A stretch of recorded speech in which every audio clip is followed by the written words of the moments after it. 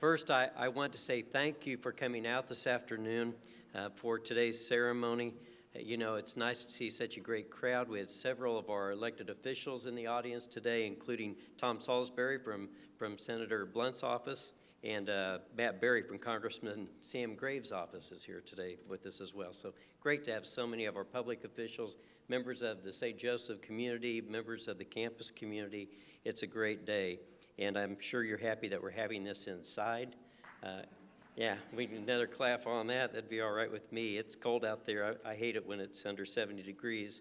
And it's so cold today that I had my hands in my own pocket. So just a little bit of fundraising humor for you. There you go. All right. For those of you who don't know me, my name is Jerry Pickman. I'm the Vice President for University Advancement and the Executive Director of the Missouri Western Foundation. And, you know, it was only 5 months ago to the day, actually, on November 4th, that we stood in this very place and dedicated the Walter Cronkite Memorial. It was a wonderful day, a large crowd again for that. So today we have an opportunity to recognize and honor one of St. Joseph's native sons, Walter Cronkite, again with the dedication of the Walter Cronkite Memorial Highway. At this time, I would like to invite Missouri Western's president, Dr. Robert Vartabedian, to come forward to speak. As many of you know, the Walter Cronkite Memorial was his vision, and he guided the development of this beautiful memorial. It's been visited by guests from across the country. We have a sign-in book, and if you look at there, it's amazing how many people have stopped by, not just from Missouri, not just from St. Joe, but honestly from around the country. I think there are also a few international folks that have come to the memorial as well. The designation of the Walter Cronkite Memorial Highway is the result of his vision and his continued efforts to memorialize one of the most trusted man in America, Walter Cronkite, and his roots in St. Joseph, Missouri. Dr. Vartabedian.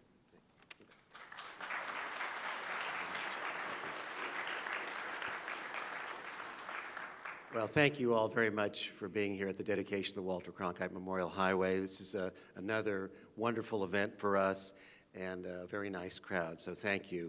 Of course, Walter's our native son. Very proudly, he is our native son, born here in 1916. The Cronkites, as many of you know, went back 3 generations in St. Joe. His father and his father's father were also born in St. Joe. You also probably know that most of us refer to him as the most significant journalist of the 20th century. And to have that and the most trusted man in America, which certainly was a title that he wore for a long time, is a pretty nice claim to fame for St. Joe to have him as our native son. When we dedicated this memorial, it seemed like only yesterday on November the 4th, it was an absolutely magical moment with many members of his family here, many elected officials, friends, and was a wonderful event, perhaps even the highlight of my career. So I was really thrilled to be a part of that, and many, many people were involved in making that happen.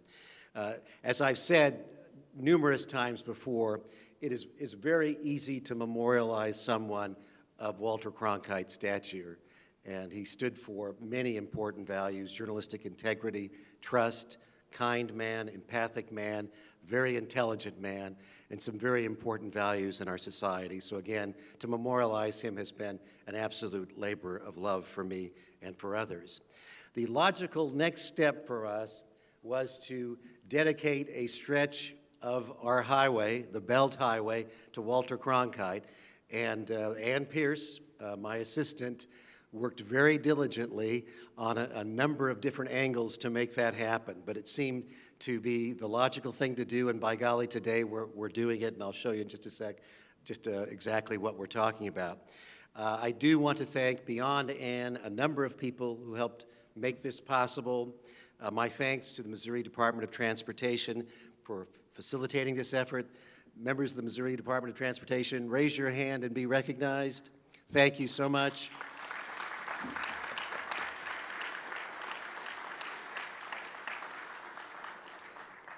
The Buchanan County Legislative Delegation for supporting our application. And will these people please stand? Senator Rob Schaaf, Representative Dallas Johnson, Representative Pat Conway, and Representative Galen Higdon. If you'll raise your hand and be recognized. Thank you very, very much. Also, thanks to the community support, you need to have a number of signatures to make this happen. At least 100 signatures of Missourians were needed, and we received significantly more than that. So thanks to the community support for signing off on this initiative. And then finally, the Joint Committee on Transportation Oversight, who finally approved this application process. So thank you all for making this happen, and I think it'll be something we'll be proud of, as we are proud of this memorial for years to come. Thank you, Dr. Vardabedian. Some of you may not know, but he is the proud grandparent of two young grandsons. He's already told me that the third grandchild will be called Walter Leland Vardabedian. It doesn't matter if it's a boy, a girl, maybe Walter Leland. He's pretty excited, as you can tell. It's now my pleasure to introduce to you St. Joseph's Mayor Bill Faulkner. And since he has been mayor, Bill has been a tireless advocate for Missouri Western. I think that he never misses an opportunity to let everyone know just what he thinks of Missouri Western and what he thinks the value is of having our university in the community. So please join me in welcoming Mayor Bill Faulkner.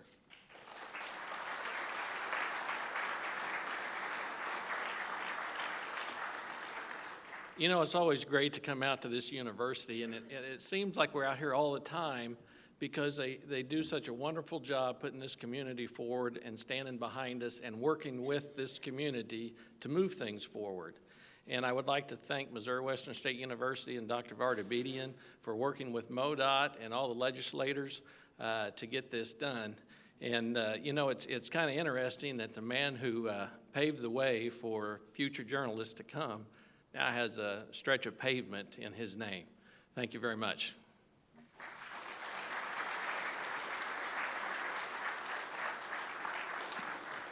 I bet you wish the mayor was your MC. He speaks a little bit shorter than I do. Well, we're very pleased to have Kathy Harvey, the Assistant Chief Engineer for the Missouri Department of Transportation, here today. I met Kathy just briefly earlier, and we were around a few other folks from MoDOT, and Kim Weddle was telling them how beautiful this campus is when you have a blanket of snow. They all took off for the doors. They don't want anything to do with snow the rest of the year, right? All right.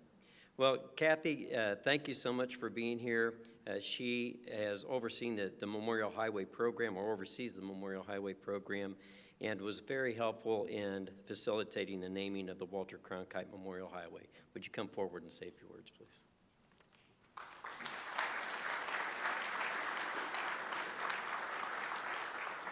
Thanks.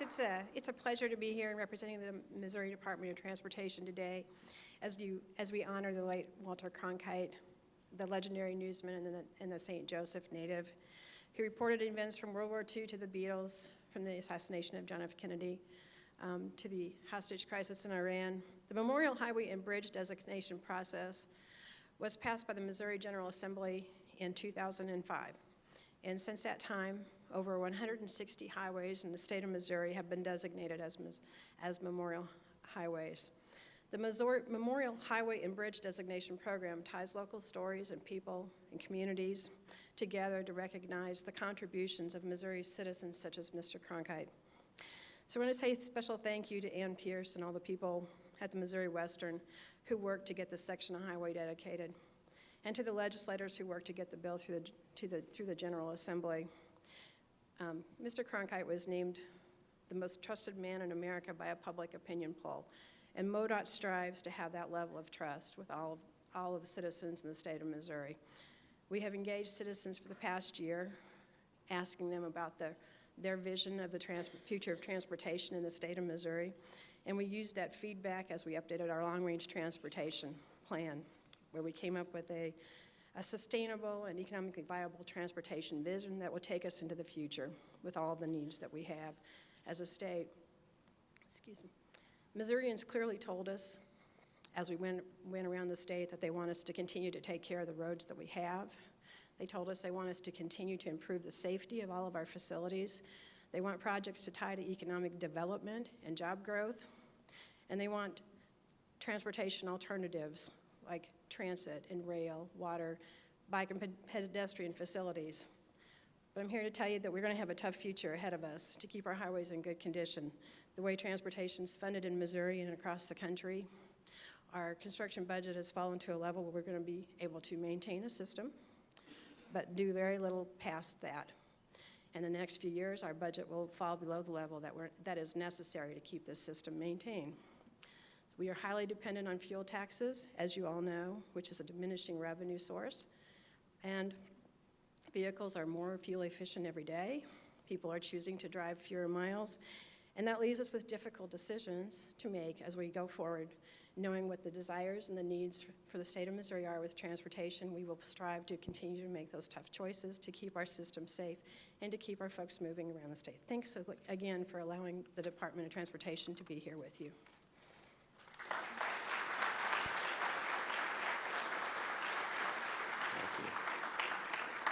You know, there are several members here from the Missouri Department of Transportation, including District Engineer Don Wisher. And Don, if you put your hand up, what a great guy. And you know, I think we owe all of our folks from the MoDOT a nice applause. They had a really tough year out there and worked really hard.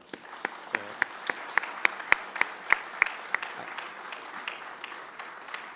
I started to say I don't have any more jokes, but I just know how much my staff appreciated you getting those roads cleared so they could make it into work every day, right? So, we are also honored today to have State Representative Dallas Johnson with us today. And Dallas will be speaking on behalf of our Buchanan County legislators. I believe he will probably be joined by Senator Rob Schaaf and by Representative Pat Conway. Good afternoon, everyone. It's good to see all of you. Thank you all for being here today. You know, I'm really honored to be part of this ceremony. And first of all, I want to give thanks to Ann Pierce, Dr. Varda Bedian, and the staff of Missouri Western.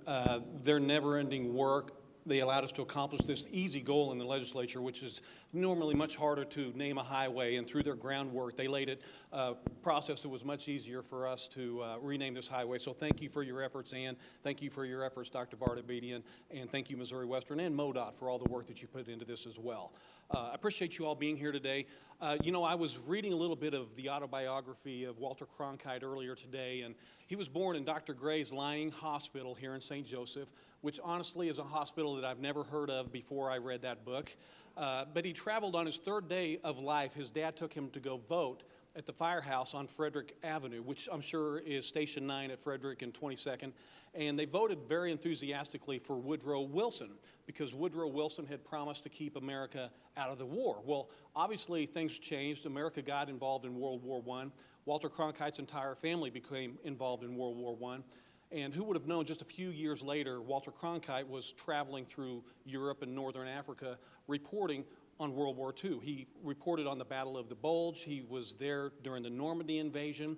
He was actually one of the first planes that flew into North Africa because he actually manned a bombardier. A lot of people don't know this, but during his reporting, when he was on one of these U.S. Air Force planes, he would take up a gun, and he talks about how he shot at the German planes. He says he doesn't think that he hit any planes, but he thinks that he scared a lot of Germans. So I thought that was pretty interesting. He developed friendships with many of our presidents. He had access to presidents that most other reporters didn't have access to. He developed deep bonds with these presidents. And during the political process, he also found the importance of what he thought was important was allowing political candidates to speak for free on television. He thought television should give every political candidate free airtime because he saw the influence that money came into elections later on as he covered these elections, and I thought that was pretty interesting. And he did guide us through some of our, our darkest days. He guided us through some of the darkest moments in history, which we can all remember the coverage of his friend, John F. Kennedy, when he was assassinated. He was the one there covering that. In fact, 46 years ago today, he covered the Martin Luther King Jr. assassination, and he describes that in vivid detail in his book, in his Washington apartment, how he saw an orange glow, and it started the civil unrest throughout the rest of the country. But Walter Cronkite was always there with a silent confidence on screen to let us know that things were going to be okay. He embodied what a journalist should be with his integrity, his fairness, his accuracy, and his reporting, and I'm very honored to be here and be part of this today. So I want to thank Missouri Western, Dr. Varda Bedian, Ann Pierce, MoDOT, Senator Schaaf, and Representative, not Senator yet, maybe in a couple of years. I want to thank you for the help in the Transportation Joint Committee for helping us do this today. So thank you very much for letting us honor this journalistic icon. Thank you.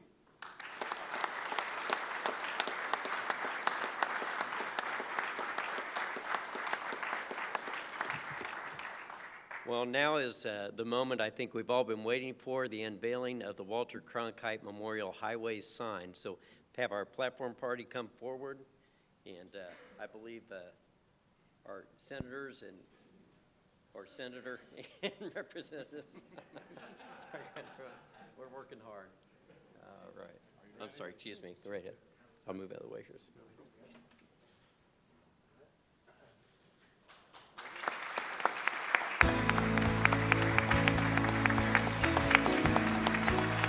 Thank you so much for coming out for this historic occasion, and have a great day.